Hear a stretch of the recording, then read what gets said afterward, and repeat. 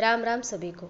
आज हम जानेंगे ज्योतिष में बुध ग्रह का संबंध क्या होता है और हमारे जीवन में बुध ग्रह का क्या महत्व होता है। चंद्रदेव और तारा माता के पुत्र बुध ग्रह है। इनका रंग हरा होता है और बुधवार का दिन भी इन्हीं को समर्पित होता है, यानी कि बुधवार के दिन हम विशेष पूजन करके बुध ग्रह को प्रसन्न कर सकते हैं। जन्म कुंडली में बुध ग्रह अशुभ हो या अस्त हो तभी उनके उपाय करने चाहिए, ये गलत है। हर बुधवार के दिन उनके उपाय करके हर किसी को अपना बुध ग्रह शुभ रखना होगा, क्योंकि बुध ग्रह सभी के लिए अत्यंत महत्वपूर्ण है, क्योंकि बुध ग्रह बुद्धि के दाता है। बुध ग्रह का संबंध बुद्धि, मन की शक्ति, हास्य, कला, वाणिज्य, व्यापार, ज्ञान, तर्क, वाणी, बहन, बेटी, बुआ, चेहरे के ऊपर जो टिप ऑफ द नोज है यानी नाक का जो पहला हिस्सा है वो बुध ग्रह से संबंधित है। दांतों का भी जो हिस्सा होता है वो भी बुध ग्रह से संबंधित होता है। इसलिए हमारे सनातन संस्कृति में लड़कियों की, महिलाओं के नाक छेदन का एक संस्कार दिया गया है पहले से ही। इस नाक छेदन संस्कार से बुध ग्रह शुभ होता है। लेकिन ज्योतिष में जो नाक छेदन बताया गया है वो नाक के मिडल पार्ट में बताया गया है, चांदी के तार से करना है। इससे आपका बुध ग्रह शुभ होता है।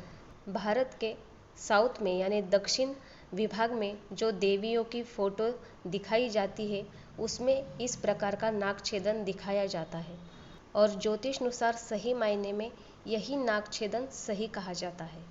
मुंह की समस्या या दांतों की जितनी भी समस्या है वो भी अशुभ बुध का ही लक्षण होते हैं।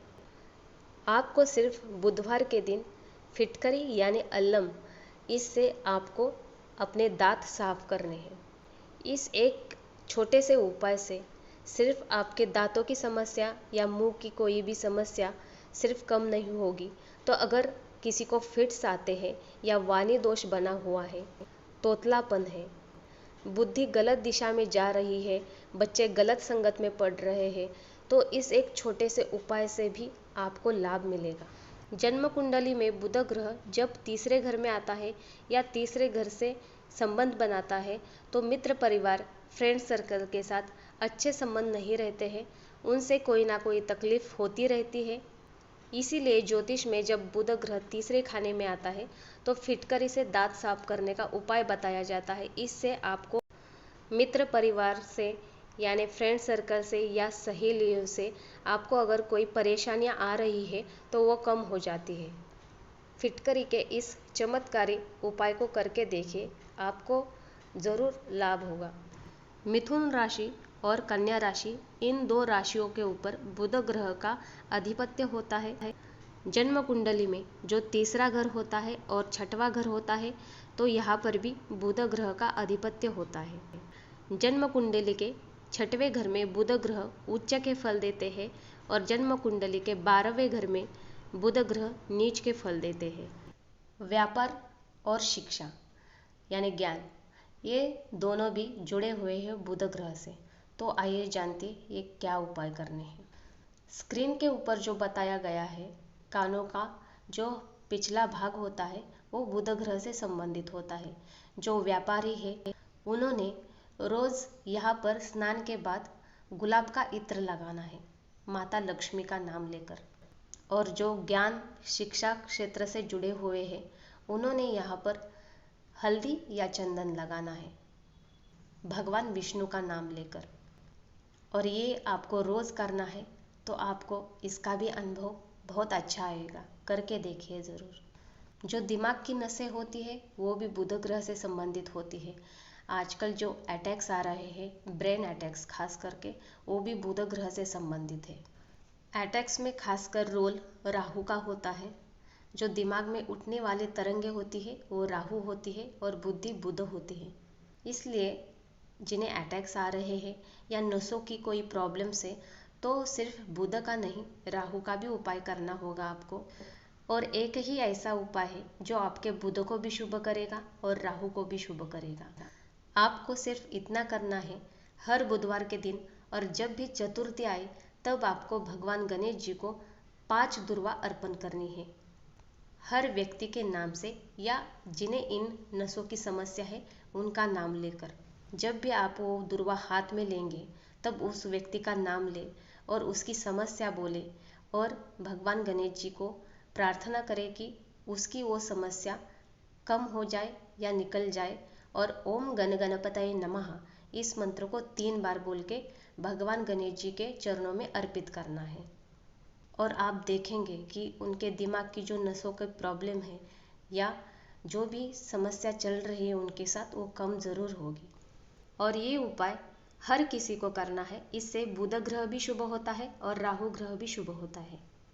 घर की जो उत्तर दिशा है ये भी बुध ग्रह से संबंधित है। इसलिए अगर घर में आप पेड़ लगाते हैं या बाग बगीचा करते हैं, गार्डनिंग करते हैं, हरियाली करते हैं, तो आपको उत्तर दिशा में ही रखना है। भूल कर भी आग्नेय कोण और दक्षिण दिशा में आपको बाग बगीचा नहीं करना है या तुलसी माता को नहीं रखना है। बुध ग्रह का संबंध तुलसी माता से होता है, भगवान गणेश जी से होता है, भगवान विष्णु जी से होता है और माँ दुर्गा से होता है। इसलिए हर बुधवार के दिन आपको इन चारों की पूजा विधिवत करनी है। पूजा करते समय इनके मंत्रों का जाप जरूर करें, तभी पूजा सफल होती है। आप किसी भी देवी देवता की पूजा करते हो या भक्ति करते हो, पर आपको पहले भगवान गणेश जी का स्मरण करना ही होता है, तभी आपकी पूजा भक्ति उस देवी देवता तक पहुंच जाती है। रुकावटें पूजा में या भक्ति में नहीं आती, क्योंकि अगर आपने भगवान गणेश जी का स्मरण किया पहले तो आपकी बुद्धि स्थिर होगी। आपका मन पूजा में या भक्ति में कभी भी भटकेगा नहीं। इसीलिए हमारे सनातन संस्कृति में भगवान गणेश जी को प्रथम पूज्य का दर्जा दिया गया है। ये भी एक कारण इसके पीछे हो सकता है। और खासकर अपने बच्चों के हाथ से बुधवार के दिन भगवान गणेश जी, दुर्गा माता, तुलसी माता और भगवान विष्णु जी का पूजन करवाए। इसे उन्हें पढ़ाई में ज़रूर लाभ होगा। जो जन्म कुंडली का 6वां घर होता है वो कॉम्पिटिटिव एग्ज़ाम का होता है, हर प्रकार के एग्ज़ाम का होता है। इसलिए बच्चों को खास करके बुधवार के दिन ये सारी पूजा पाठ सिखाइए करने के लिए। आपके घर जब भी शादी होने के बाद बहन, बेटी या बुआ आए तो उन्हें बुधवार के दिन घर से ना जाने दें। वो जब भी अपने ससुराल जाए तब उनके साथ में घर से चावल ज़रूर दें। इस उपाय से उन्हें भी आर्थिक और मानसिक लाभ मिलता है और आपको भी लाभ मिलता है। बहन, बेटी और बुआ के साथ अच्छे संबंध रखें। अगर ये नाराज़ होती है तो आपका बुध ग्रह भी पीड़ित हो जाता है और बहुत सारी समस्या आने लगती है। जिनकी बुध की महादशा चल रही है या अंतरदशा चल रही है और खराब फल मिल रहे हैं तो उन्होंने नवरात्रा करना होगा और माँ दुर्गा का पूजन करना होगा। इससे उन्हें बहुत लाभ होगा।